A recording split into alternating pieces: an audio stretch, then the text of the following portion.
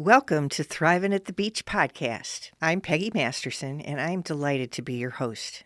I am the director of the Partnership Grand Strand Foundation, and in case you haven't heard about us, we are the nonprofit foundation that is an extension of the Myrtle Beach Area Chamber of Commerce.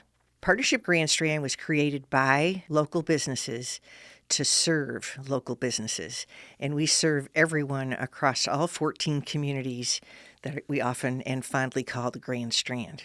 Our work puts us in a unique situation where we get the opportunity to collaborate and support many of the organizations that are busy building a better tomorrow in our area. This gives us a wonderful opportunity to collect the details surrounding these growth initiatives and then share them with you. That's really why we created this podcast. There's so much amazing work, we just had to find a way to get it out to you. I could not be more excited to be able to facilitate a way for our guests to tell you their stories, to share the initiatives that they're working on, and give you a peek under the tent on what's coming to our community. I hope you'll catch this wave of momentum and then share it with others. So let's dive right in. Hey everybody, welcome to our newest episode of Thriving at the Beach, where, as you know, our primary goal is to get you excited about the future of the Grand Strand and surrounding areas. And we do that by giving you an opportunity to meet the people that are busy working behind the scenes to power our success. And today's show is all about the role that foundations play in community growth. Our guest is Mike Mancuso, the current president and CEO of the Waccamaw Community Foundation, and I'm excited to learn all I can about the Community Foundation, as I hope you are too. But before we get into that, let me tell you a little bit about Mike. Mike has a very diverse background, and I don't think I've ever met anybody that was a nuclear piping designer before in my life, but he started that working as a nuclear piping designer for a shipbuilding company, and then progressed on to run his family business.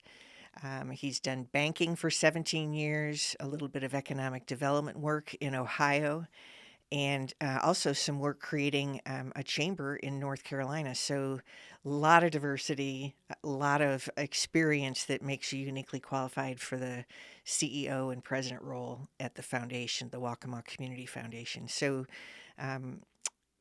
in addition to that, I would also say that Mike has made his home here in North Myrtle Beach. He came here because his wife's family is from this area, and he has 3 children and 7 grandchildren. So Christmas is a lot of fun, or the holidays anyway, are a lot of fun for you.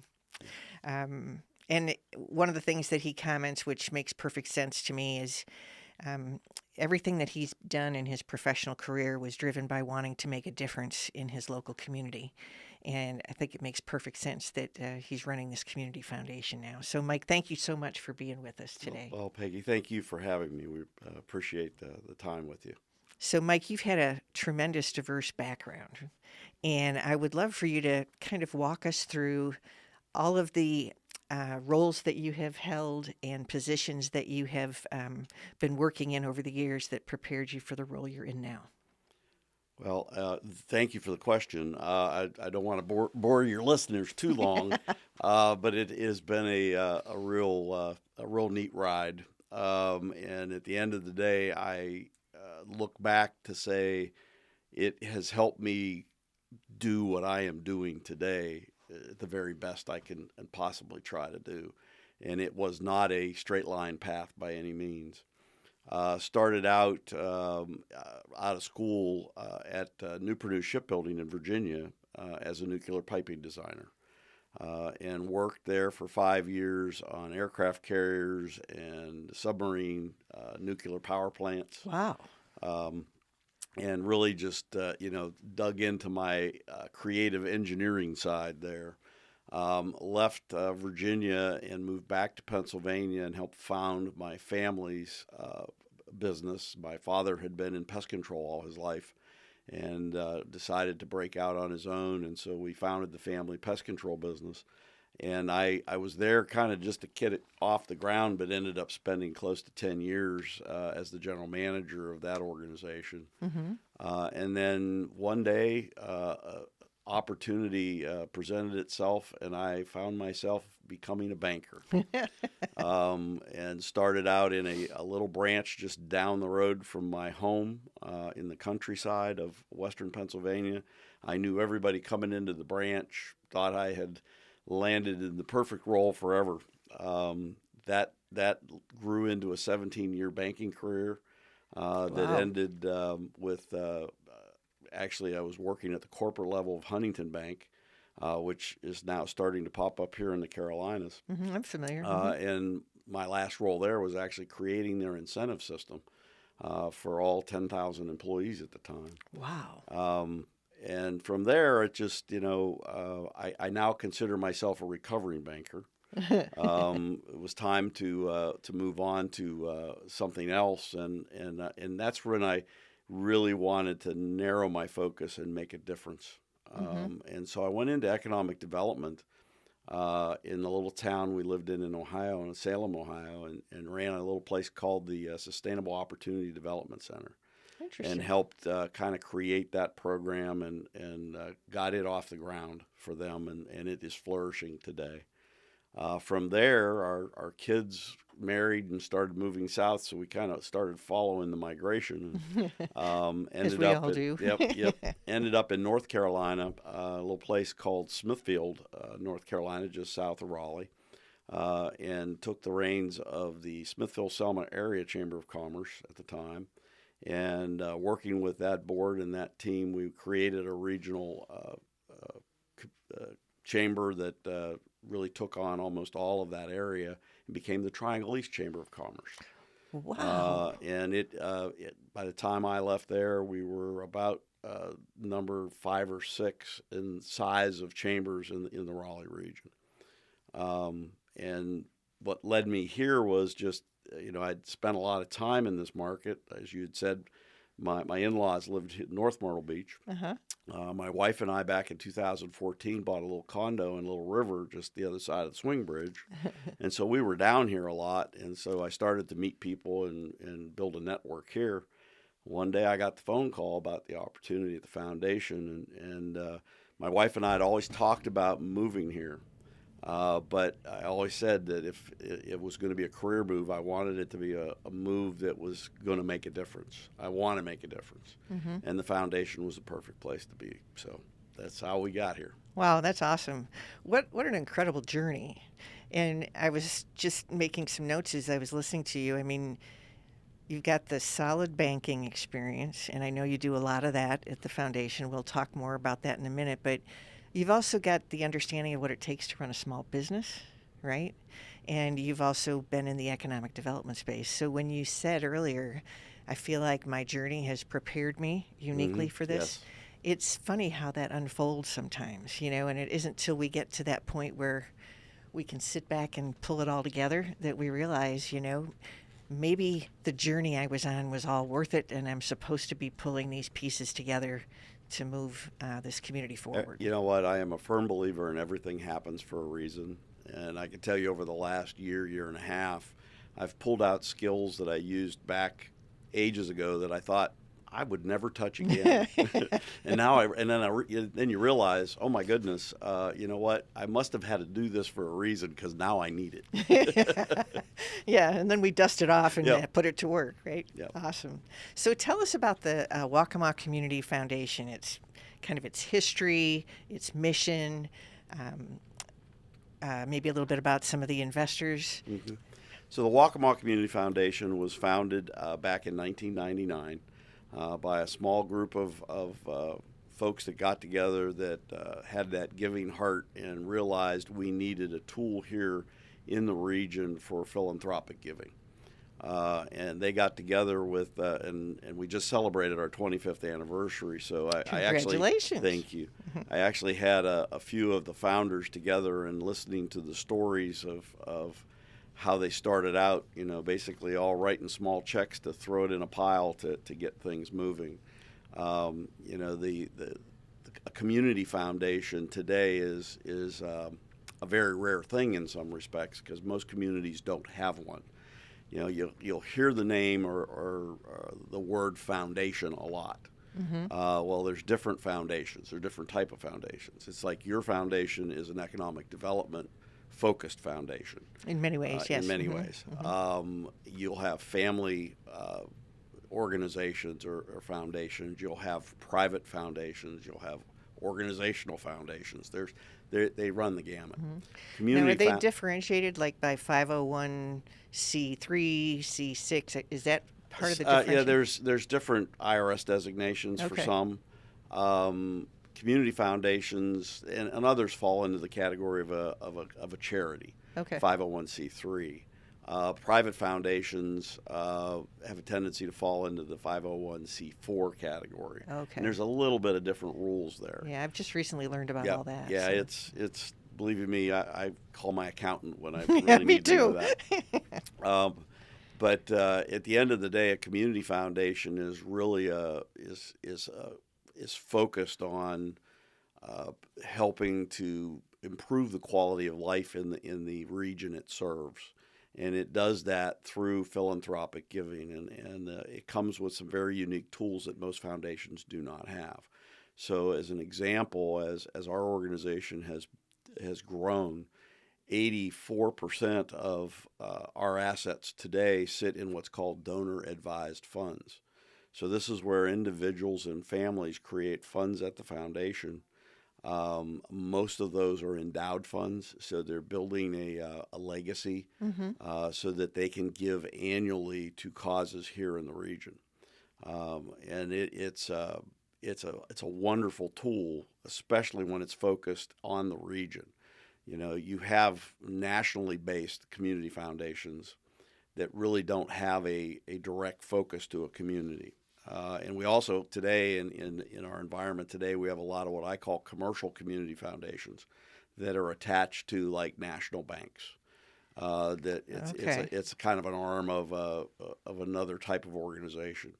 They serve some of the same purpose from a donor perspective, but they are not focused on a specific community like we are.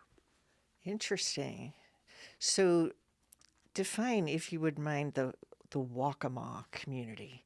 I know that it's probably a lot broader than folks may think, because I know you do an awful lot that bridges over into Horry County, and I just really would love your definition of how you and all of your investors define Waccamaw. Well, currently the Waccamaw Community Foundation serves both Horry and Georgetown counties. But we also service Williamsburg County for disaster recovery funding. I did not know that. Okay. And when you look at the regions that South Carolina is broken up into, the Waccamaw region is Horry, Georgetown, and Williamsburg County. So we kind of align ourselves with this specific region. And I think there's a lot of reasons to do that. When you look at where we sit along the Grand Strand. There's 60 miles of beach from the North Carolina line to Georgetown. You've got a lot of communities right along the beach, including Myrtle Beach, but you have a lot of communities inside those counties. And I can tell you, and I joke with my board constantly, the first year I was here, I spent as much of my time as possible just traveling through the three counties, and trying to connect with folks in those other communities. And I put 20,000 miles on my car and never left the two counties. Wow. So it's also a very big area. And I think it's important for us to understand the symbiotic relationship between our communities. Myrtle Beach sits here on the coast, but it would not exist if it didn't have the connection and support of all these inland communities here in Horry and Georgetown counties. That's where our employment base comes from. That's where our suppliers come from. That's where how most of our housing is located, and people commute in to service our tourist industry. And so together we make this all work. And I think that's so key, this notion of being together.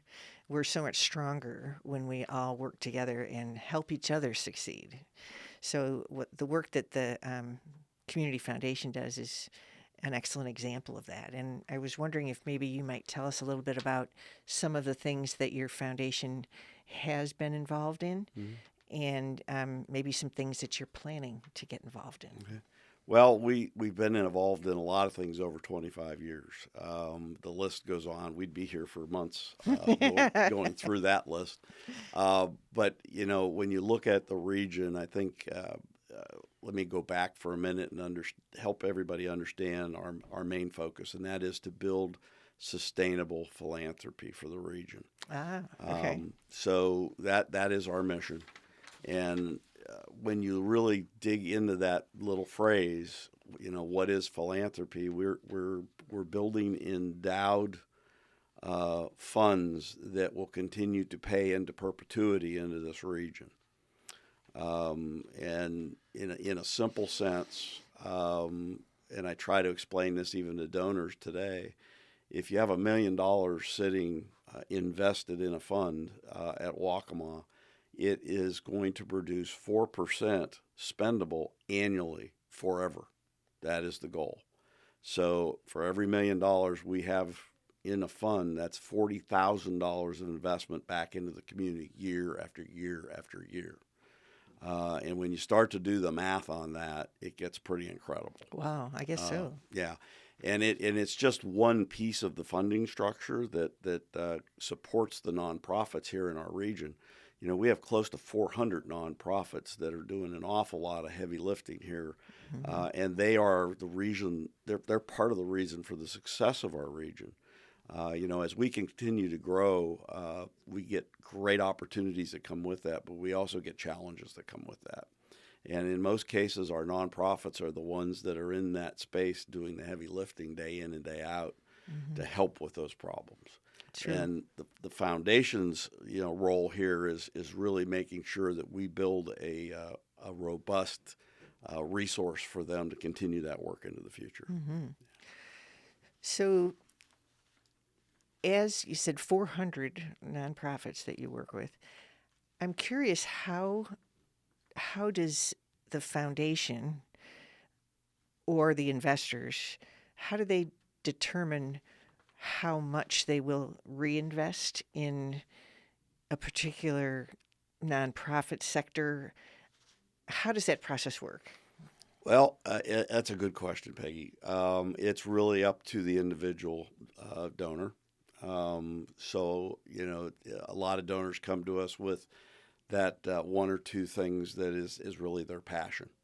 And that's what they'd like to support. But they also look to the foundation for guidance as to where the big needs are in the community. Okay. And we communicate with those donors fairly regularly. Part of our role, and I do most of this, but our team does a lot of this, is stewardship to the donors. Okay. It's really just spending time with them, helping to understand what the donors' desires are, but then also communicating what the needs of the community are, and when there's opportunities to invest in something that could really make a big difference, and we do that fairly regularly too. So it's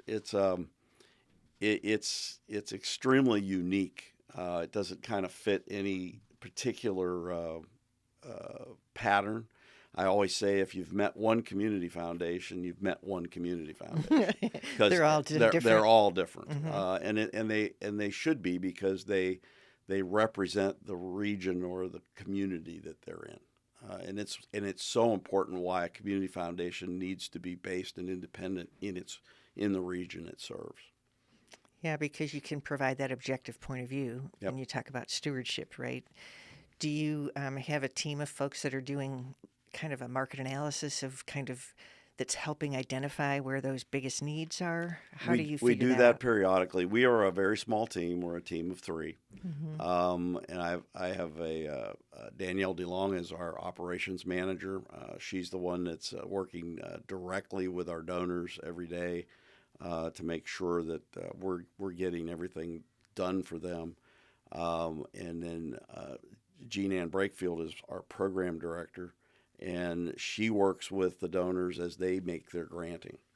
But she also works directly with the nonprofits, so that we're kind of marrying folks up. So she does both sides of that piece.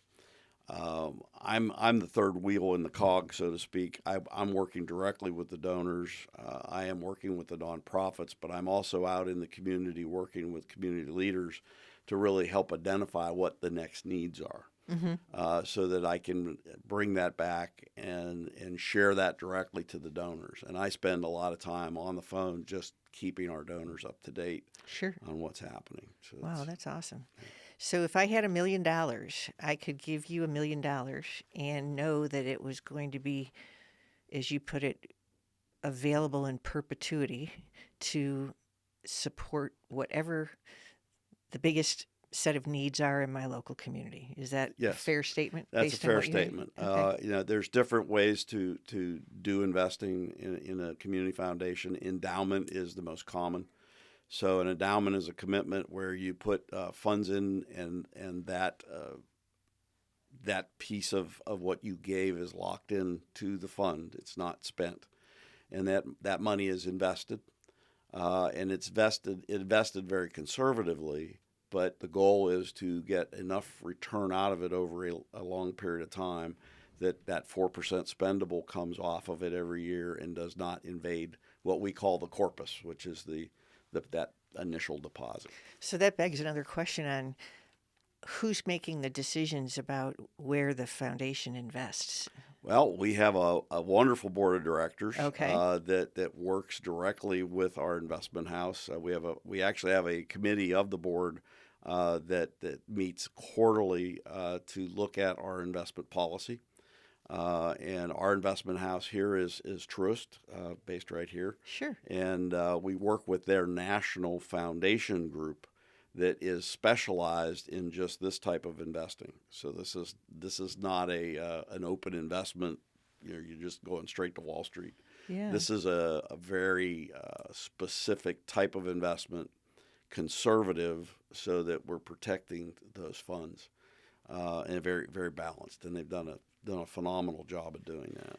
I'm so glad you came and explained all this, because what a tremendous opportunity for an individual that wants to make a difference and has earned quite a bit of personal wealth over time to not only place it in a foundation like this, but to know that it's going to be well managed and put to good use for evermore. Well, right? and that's the ultimate goal, and it's how Now I things just are need to set up. find $1 million, Yeah. and then I'll give it Well, to you when I find one. But Peggy, what I'm also here to tell you is anybody can be a philanthropist. Everybody has a giving heart and gives in how they can give. Right. The foundation is a tool for that. I've got folks that put a small amount into a fund every year and are letting that build to the point where it can start to give. We have, and actually just sat down with our board here this past week, and we're creating what I'm deeming as what we call a legacy DAF, or a legacy donor advised fund. And what this is a placeholder for your estate giving. It allows a person or a family to go ahead and build this type of thing into their estate planning. And so when a person or folks would pass, a portion or whatever they've designated from their estate would then drop into that legacy fund. And they will, in advance, of course, give us what we call a bequest letter that really defines how they want that spendable spent into perpetuity. So it allows them to really, truly leave a legacy. And that's another thing that we do pretty well at the foundation. And I can see readily how your 17 years of banking experience is coming into play here as you speak about managing all these funds and so forth. Well, that's exciting stuff. Thank you for that. So I want to spend a couple minutes now that we understand the foundation a little better and talk about the two initiatives that are kind of immediately being focused on by your foundation. You mentioned one was growing the foundation, and I wanted to see if you might tell us a little bit about what steps are you taking, and maybe how can we help, or how can the community help to grow that foundation? I appreciate that. So growing the foundation is truly a labor of love for the region. When you look at the size of or the asset size of a foundation, it normally resembles closely the community, the size of the community that it's in. Okay. Currently, the Waccamaw Community Foundation is just a little over $39 million in assets. But when you look at the growth that we've seen in the region and the growth that's continuing to come, when you kind of do the math and compare it to others around the country, we should be much closer to $100 million in assets and bequests. And when I say that, it's bequests are those promises that we just talked about. Sure. And so our goal is really to get us to $100 million, both asset and bequests combined, and really work with the donors here to get that done. And if you want to extrapolate that, in my head, this is how I kind of keep it straight. $100 million invested produces $4 million of spendable every year forever. And that's so powerful. When you start adding those numbers up, it kind of blows my mind. My banker mind doesn't even wrap around that. And when you look at history, if you look at philanthropists of the past, and you think about, and I look at I came from Pennsylvania, and Dale Carnegie was one of the steel guys, oh, sure, philanthropists. But I look what he did in philanthropy and what it does continuing today, 130, 140 years later. That the power of the endowment is just unbelievable. And I'll use an example that I use a lot, and I use churches as an example. And I've seen this in my banking career and now in foundation world. A church will get a gift from an estate, and in some cases, and I've seen this happen where they just, it's a sizable gift and they spend it to build a brand new building. And then you go, 20 years down the road, and the church is struggling to take care of the building because they don't have the funds to do that. They spend it to build it. The power of the endowment can fix that. So the funds come into the endowment, and now you have a guaranteed income from that endowment that allows an organization to borrow the money to build that facility. And then when it's paid off, the endowment continues to take care of the facility. Mm-hmm. That's the power of the endowment. That's a great example. Yeah. And when you look at, again, I'll use Dale Carnegie and the things that he built. And there are lots of things still standing today in Western Pennsylvania that are still being supplied and taken care of by that endowment. Mm-hmm. And that's just one example. There's thousands of them. So do you feel like, and maybe this is a silly question, Mike, but do you feel like most people would understand what you just explained to us? Like if they have generational wealth, let's say, would they have a knowledge of how they could make these kind of decisions to be, fueling the future for generations? Or is it something that is still an educational opportunity? I think it's an educational opportunity, and not just for high net wealth individuals. Yeah, that's a good point. Yeah.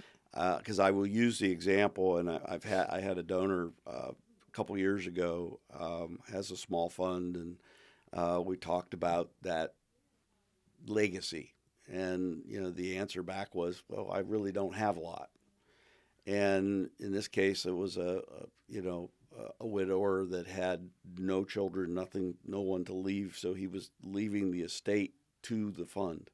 Mm-hmm. Well, when you looked at everything that was in the estate, it was still a sizable amount of money. It wasn't $1 million, sure, but it was sizable. And when he passes now, that we've got his bequest, and we know where to spend that spendable into perpetuity. Mm-hmm. So anybody can do this, and it's really about when you're sitting down doing your estate planning, how much do I want to leave behind in a legacy for one of those organizations that I care about, or my church, And that's the conversations I have every day with donors, helping them set that up. So it is educational, and but it's across the spectrum. Mm-hmm. Well, I think for sure when we do the show notes, I think we need to make sure we've got a link to your foundation so folks Yep. can really kind of, if they hear this and they're kind of interested in learning more about it. And I think that, maybe there's a role that Partnership Grand Strand could play in that education piece. Mm-hmm. We're working with the Angel Network here and, some other folks that have generational wealth. And maybe there's an education play that we could help come together, collaborate on, and build out. Yes, absolutely. Appreciate that. That would help your growth. Yep. Well, I think it would help our growth as a region. As a region, right? Because I think we're a piece of the puzzle here. As you look at all of us, I think everybody has their place in helping this continue to grow and be a healthy region and community. Yeah.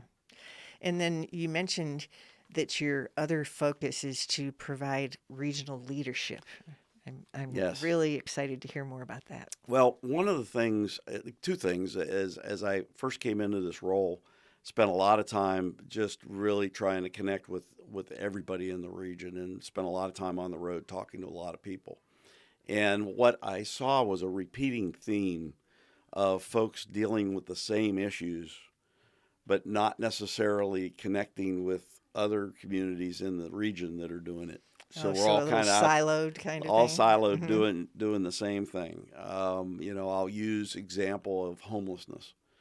Every community, every non-community, actually, even in our county open areas, we're all dealing with that issue, and unfortunately, folks are dealing with it by themselves, not necessarily coming together. In some cases, they are.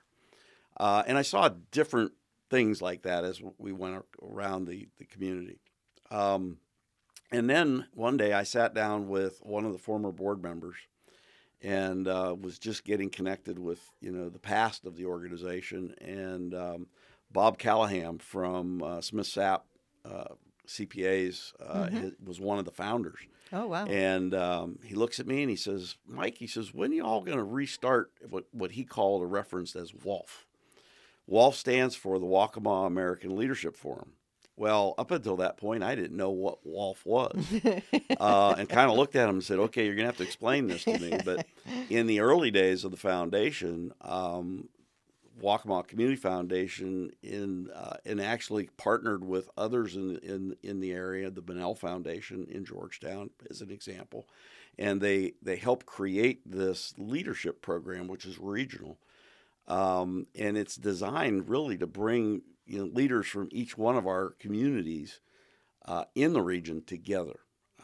We have a lot of great leadership programs in and around the Grand Strand, and they focus more on the local community where they're at.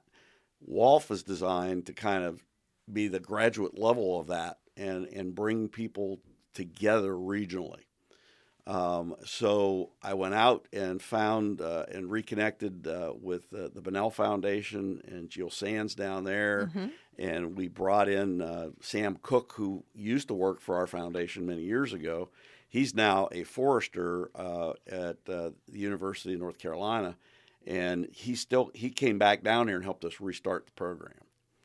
Passionate about it. Yep, absolutely. And I'm happy to announce that we've now completed 3 more classes of WALF since I've been here. I actually went through class 6, and class 8 is just about to finish up now. And it's amazing how many regional leaders we've been able to bring back to the table and just get them interconnected. And I can tell you that there's been some really good examples of organizations in both counties getting together and working on one issue from that experience at WALF. So we continue to work on that regional leadership piece with WALF. The other thing I think the foundation has an opportunity here is we are kind of I sometimes think about us as Switzerland, because we kind of float around the region. We're not in any one community. We represent the region. Surely. And a lot of times I get to see something that may be happening on the north end, and something happening down in South Georgetown that is the identical thing, and being able to connect those people and say, wait a minute, I think if you guys work together, there's a lot more resources that we can bring to the table. So I think that's the other piece of regional leadership that I see, that we can kind of be that convener in the middle to try to bring more people together. Yeah, I think that's a common denominator that your foundation has with Partnership Grand Strand, and that's one of the things that we continually work on: bring the right people together, combine resources, and then even just from a brain power perspective, we've all got the same problem. Let's come together and see if we can't collectively figure out a way to at least tackle it, if not solve it. Without a doubt.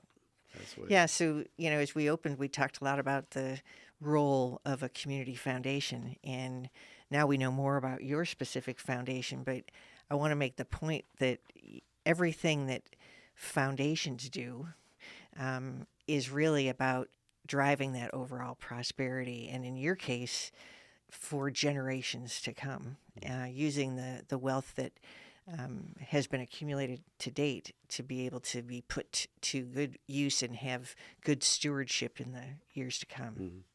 So as we wrap things up and kind of focus about what the future holds for the Waccamaw region and for the Grand Strand and surrounding communities, I'm interested in your perspective as an individual that's toured all this space and kind of you're able to look at things, I think, from a holistic perspective, and I'm interested in what you think about our future. I think our future is very bright. We've got opportunities here like I've never seen before. For one, I've just continued to be amazed by the growth that's happening here. And growth can be a good thing or a bad thing. That's right. I think growth here is a good thing in a lot of ways. We have a lot of opportunity to continue to grow our industry base here, which is tourism. At the same time, I think we have a great opportunity to diversify because of what's moving here. I think one of the unique opportunities that I continue to see as I'm talking to folks around, especially new donors, is people moving into our region that are coming here because they no longer have to report to an office someplace. And they're working remote, and they're choosing to make the Waccamaw region their home. So they're bringing this diversity of industry right here to our backyard. And expertise, yeah. Without a doubt. And I think that is just something that we can continue to leverage as we grow. But also, I worry a little bit about the issues that come with growth, and that's things that we continue to look at. And I know your foundation is working on, things like transportation. We're going to need to really get very focused on transportation, and I'm glad to see the Ride 4 effort made it through. That's going to be a big help. But at the end of the day, as you look our population that's coming in, I saw figures the other day that had, half of the Horry County population over 55. It's up to half. And moving. Doesn't surprise me. Moving quickly. So what does that look like in transportation and healthcare needs in the next 10 years? That's right. We're going to have to get really outside the box on some of this. So that's just one example. But again, I think those difficulties bring opportunities as well. So. Yeah, I think that notion of these highly educated, very experienced individuals that are now working remotely here, I think there's some magic if we could find a way to connect with them. And, as we mentioned earlier, bringing great minds together to address issues or address, opportunities that we need in this area in order to continue to thrive. I think that would be a wonderful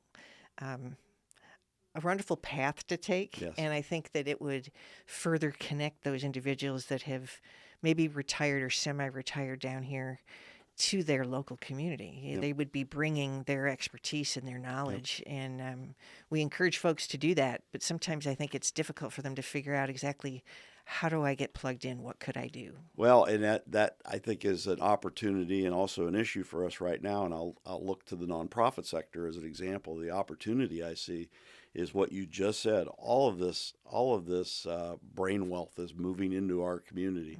A lot of folks are coming and retiring here, and they're bringing a lot of value in what they did in the past here. Absolutely. Yeah. And they are looking for ways to plug in. And I encourage our nonprofits here to really reach out and be proactive in recruiting these folks into the fold, because this is your next generation of leadership that's going to help your organizations continue to grow. Mm-hmm. Yeah, I love that. We'll have to continue to work on that one because I think there's a big, big opportunity embedded in that. For sure. Well, Mike, thank you so much for taking the time to not only share your background, but explain the Waccamaw Community Foundation and all the great things they're doing.